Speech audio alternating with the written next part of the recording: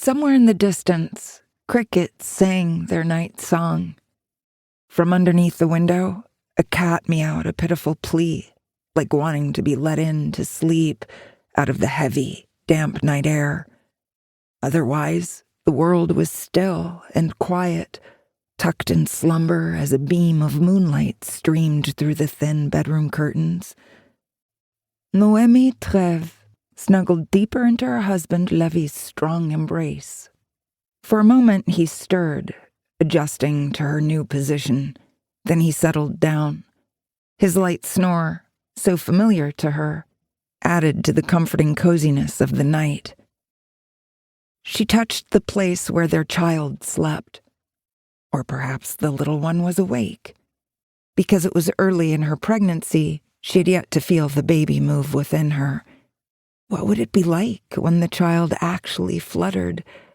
What a wondrous moment that would be. One to look forward to. One to embrace. If only Maman were alive to experience this with her, to guide her in what to expect. Still, she had Levy, and for now they were at peace. Their small city was as safe as it could be in the midst of a war that embroiled the entire world. Though the Nazis controlled the northern part of France, here in the south, they were in no immediate danger. The Vichy didn't care for Jews like them very much, but at least they weren't arresting them in great numbers and shipping them away to Poland. There were whispers about Jews in the city disappearing off the streets, not in great numbers, but a few. Whispers of what was happening just a few kilometers away in the Rivesaltes. When it had been a camp for Spaniards fleeing the Civil War, it was bad enough. Rumors swirled like leaves in the wind about how much worse it was now that it was full of Jews and those who opposed the Vichy regime. She shoved away the thoughts of conflict, of men killing each other with guns, of airplanes dropping their deadly bombs on innocent civilians, of people wearing yellow stars disappearing from the streets, never to be heard from again. People who were taken because of her.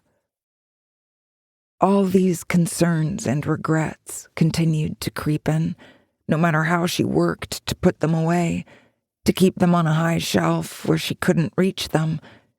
They tore her heart to shreds and ate at her very soul. Why had she been so naive, so trusting, too trusting? She had blood on her hands, blood that would never wash away. Once she had forced herself to close the lid on that box, she worked to bring to mind happier thoughts.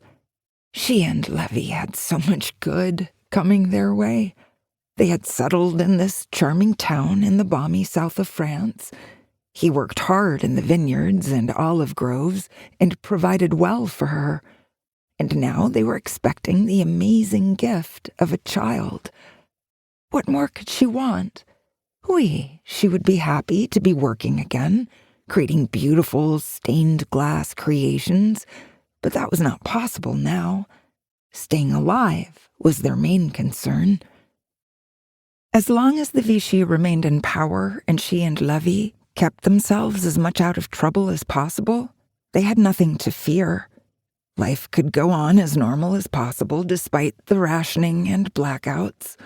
They were minor inconveniences compared to the horrors many were experiencing in other parts of Europe. The news that the Vichy were ramping up their arrests to placate the Germans was nothing but saber-rattling. It had to be. For over 2 years they had lived here in peace. She prayed that would never change. If nothing else, they had the Spanish border not too far away.